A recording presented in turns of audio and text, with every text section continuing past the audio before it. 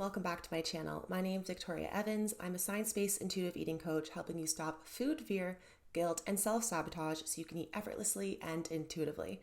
I'm really excited for this video today. I'm going to be talking about my 5 tools to stop binge eating.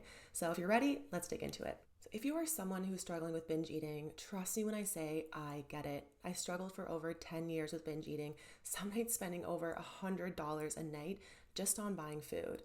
I would have Uber Eats delivery people passing each other in the hallway, giving me deliveries to my studio apartment, and I would pretend to call around the corner of my apartment, letting them know that the food had arrived, but it was literally just me there eating all of that food.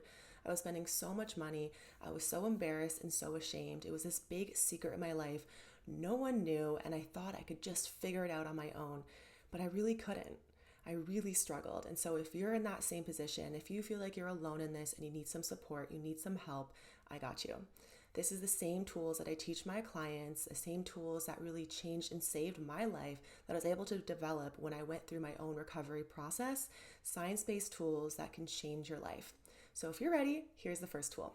Don't skip breakfast in the morning. I know you want to compensate for how much food you ate the night before, but compensating in that way is only actually going to set you up for another binge. I want you to think about it almost like a pendulum swing. So, you skip breakfast in the morning and then you're maybe having a really small lunch. Then later in the day, as you're getting hungrier, getting that really starving kind of point, then you're going to pendulum swing all the way back and eat way past that fullness level, right? That binge response. And that is what is called that binge restrict cycle, which so many people fall into because they try to compensate and make up for that binge the time before. Right? So you're not eating, super hungry. Your body is going to send you into that binge response, which is the right thing for your body to do when you're not getting enough energy, right? Calories are energy. Energy is required for survival. Your brain freaks out when it doesn't have enough energy for survival. So it's correct to send you into that binge response. So, right, you're sending yourself into this extreme hunger, energy deprivation. Your brain does not like it, and it's going to pendulum swing all the way to the other side, and you're going to have that binge response. So skipping breakfast in the morning, not eating throughout the day to try to compensate is setting you up for that next binge.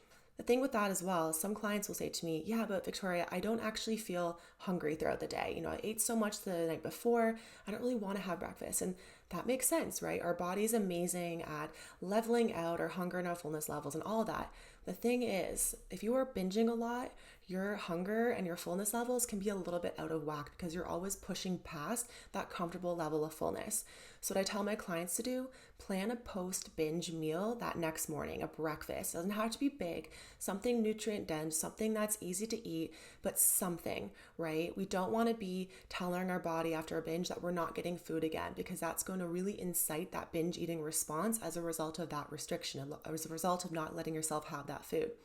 So the first thing, if you're struggling with binge eating, don't skip breakfast the next day. Eat your meals as regular because you need to break that restrict binge response. And, skipping a meal is not going to be the way to do that. Now on to tool number 2. This is a tool that I developed that I found super useful because I found throughout the day I would be getting increasingly overwhelmed. And then by the time I got home in the evening, it was just too much. I'd find myself binging because I was so overwhelmed and stressed and just all over the place from the day, and food was my only way to kind of numb and escape that. So what I suggest for you to do is take out your phone, go to your alarms, and make this a silent alarm because the point of this isn't to scare you, right? Go to your alarms and set some silent alarms throughout the day, every couple of hours, maybe every 3 or 4 hours, reminding you to check in with yourself. So where it says the word alarm, I want you to hit the X on that and change it to something like, how am I feeling? Checking in. What's going on for me right now? And I'll add another layer onto this in my next tool in a second. But basically, we want to be checking in with ourselves. So at the end of the day, like I said, we're not just diving into a binge because we're too overwhelmed. Now, that check-in might mean that you feel like you haven't eaten enough. That check-in might be that you're feeling really stressed in that moment. But we're often so go throughout the day, we don't take any time to check in. By the end of the day, when we're finally starting to slow down, we're feeling too overwhelmed by everything that has happened to truly actually take it all in. And then we end up diverting to food as a way to try to cope with that. So what I always say with clients is that binge eating is not the problem, it's the symptom. It's what happens when a need is unmet. And so when we're checking in with ourselves, we're able to better understand what is that unmet need. In my coaching, I talk about 4 different types of unmet needs. I'm not going to go into all of them now because that would be really a whole video in itself. But if you're curious to learn more, definitely shoot me a message. Or if you want to learn more about coaching, I'd love for you to book a consult call, because I go so much deeper than what I'm sharing in these videos with clients. These are the tools, but you really have to build that connection and understand where is it coming from you, right? Because binge eating, it's not that problem, it's a symptom, and there's so many deeper symptoms than what I can cover in a video. All right, tip number 3. So during those check-ins, during those times throughout the day, those silent alarms where you're checking in with yourself, seeing what's going on for you, seeing what's coming up for you, what I want you to be doing is some box breathing. If you've never heard of that before, it's also called tactical breathing. It's a type of breathing done by Navy SEALs to help them down-regulate their nervous system, aka help them feel a bit more relaxed, a little bit more calm in times of high stress. So I'm a certified breathwork guide. I did that in addition to all my coaching work because I recognize the importance of regulating your nervous system. Your nervous system is really what drives all of your behaviors, whether or not you feel safe in your body. Binge eating is a sympathetic response. Binge eating is basically when your body is feeling unsafe. So the sympathetic nervous system is fight or flight mode. The parasympathetic, which is kind of the opposite side of that, is that rest, digest, and heal. When you feel more relaxed, we're able to access our higher cognitive function, our thinking brain, versus when we're in that sympathetic state, we're really acting that more kind of survival state. We're really in that kind of emotional overwhelm. We can't access, like I said, that higher cognitive function. We're acting in that fear state, right? Fight or flight. We're fighting something or we're fleeing it. And so because of this day and age, we can't actively fight or flee things like we used to when really our body was evolving our nervous system to understand what was a true threat. We will respond and act as if something is a true threat, like, a boss doing, saying something, or a fight with a partner, things that aren't necessarily life-threatening, but our body is still responding in that same way because it feels unsafe because of that thing. Binge eating is our way to try to escape that feeling of that fear and that overwhelm. It's our body's way of trying to self-regulate and cope in those moments. We don't have other tools. And in my coaching, I have so many different tools for this, but basically, when we're in that sympathetic state, what we want to do is down-regulate, help our body feel more safe and more relaxed. And box breathing is an incredible way to regulate your vagus nerve, get into that sympathetic nervous system so you can feel more relaxed. So binging is not your response to try to calm yourself down. So what that actually looks like is inhale for the count of 4, hold for the count of 4, exhale for the count of 4, and hold for the count of 4. So that's why it's called box breathing. So if you think about it, inhale for 4, hold for 4, exhale for 4, hold for 4. It's building a box, right? So that's an amazing technique. So when I say inhale for 4, it's the count of 4. 1, 2, 3, 4, but a little bit longer than that, but I'm not going to walk you through it now. Do it on your own time. There's also so many YouTube videos on it. There's so many breathwork apps that you can check out. I can post some below if you guys want me to. Post a comment below if you're interested in seeing some of the apps, and I can definitely drop you guys some recommendations if you're interested. But this is an incredible technique. When I said I did box breathing all the time in my recovery, I am not kidding. This is one of the best tools for me because, like I said, in that binge eating response, you are in that sympathetic state. We want to get out of that fight or flight mode into that parasympathetic, that rest, digest, and heal, so we can better, access how we're feeling. We can better understand what's going on inside of us and meet those needs that are unmet that we can't always understand when it feels like we're in that kind of threat, fear state. The 4th tool I have for you is to eat when you are hungry. You don't win some kind of reward for delaying your eating, for not eating when you actually want to eat because you're trying to make some kind of a meal time or some certain time of day that you've deemed that is acceptable for you to eat. Right? I used to do this all the time when I used to be working corporate and really struggling with my binge eating.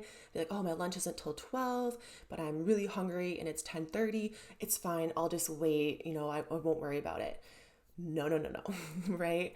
That sets up that kind of restriction and that feeling of I want to eat more and more food. We're thinking about food, we're stressing about food. We're creating that type of scarcity mindset, which our brain does not like. It feels unsafe.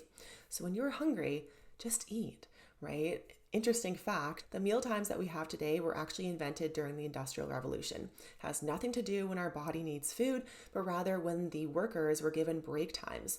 So, there's no losing. There's no, you didn't win the prize because you had a meal when you thought you weren't supposed to, right? You can have snacks. You can have meals at different times that feel right for you. Everyone's body is completely different. It doesn't make sense for everyone to be eating at certain times of the day, very regimented like a clock, because every day you're going to feel different. Your hormones are different. Your stress levels are different. Your activity levels are different. Your sleep was different. All these things affect your hunger. So expecting you to eat, the exact same times, the exact same amounts, the exact same calories, and all of that is completely unrealistic, right? So meet your body's needs, right? If that is hunger, then meet that need. Because if you are delaying it, if you are judging yourself, if you are shaming yourself for when you're getting hungry and not acknowledging and meeting those needs, what's going to happen is you're going to be setting yourself up for a binge, right? So when you are hungry, eat, don't delay it. And my fifth tool for you is to pay attention to that desire to binge. When is it coming up, right? I want you to be getting curious about those messages, not judgmental. We are always so quick to, judge ourselves and blame ourselves and shame ourselves for binge eating. Like I was saying before, not understanding there's a reason why we're doing it. There's an unmet need. What we think is self-sabotage is actually self-protection. And that's something I want you to keep in mind. Self-protection from an unmet need. What is that unmet need? So looking at our binging as a message from our body versus as something that has gone wrong. It's us doing the best we can in that moment. You are not broken for binging. Again, it is our body sending us a message. It's a data point that we need to look at and understand. We can't just ignore it. We can't just hope it goes away. We can't keep trying the same things again and again, wondering why I don't have enough willpower, going to sleep every night, mad at ourselves and judging ourselves for, not binging that night without ever addressing what is that unmet need that day after day we're not addressing, that we're not understanding, and then wondering why we keep ending up in this binge eating cycle. So, for example, does the desire to want to go and eat food and binge come up when you're trying to procrastinate a tough task? Or are you always wanting to binge eat after a meal, right? So even looking at it from more of a brain-based standpoint, when we're eating food, we're getting hits of dopamine. Dopamine is the hormone for the anticipation of reward, right? So we're eating that, we're feeling good. Then after dinner, we want to get more reward. We want to keep feeling good and keep anticipating that delicious food, basically keep getting that reward. And so we want to eat more foods. Are we restricting that, that pleasure, that reward in other areas of our life? So I talk about with clients, pleasure deprivation. Is food the only type of pleasure you're receiving throughout the day? You're so hard on yourself and such an inner critic and always beating yourself up. That food is the only time you get to have some fun and some enjoyment and some pleasure. Or maybe you're emotionally overwhelmed and stressed. Like, who isn't stressed these days? The world is really chaotic, but maybe you don't have the tools to cope with that. And we learn as young kids, food is a great coping mechanism. It's a way that we self-soothe and we don't have the tools and the knowledge how to. So looking again at your binging, not as a problem, but as a symptom, understanding what is it? Where is it coming from? There is nothing wrong with you, just a matter of addressing and understanding what is that unmet need. And that's what I love to do with clients. It's like digging into what is going on with them, looking through those unmet needs, digging deeper into why the restriction began in the first place, hitting on all those different points in my coaching programs. We talk about the EAT formula, education, accountability, and tools, which I came up with. EAT, that was kind of funny. But it works incredibly well, right? It changed and saved my own life. And I've worked with, I don't even know how many clients over the past 6 years teaching this exact program, my 90 Days to Food Freedom, which specializes in binge eating recovery. And I'd love to help you and love to work with you. If you love some of these tips that I've shared with you today, some of these tools, no, this is literally just the tip of the iceberg. We go so much deeper. We really dig into it.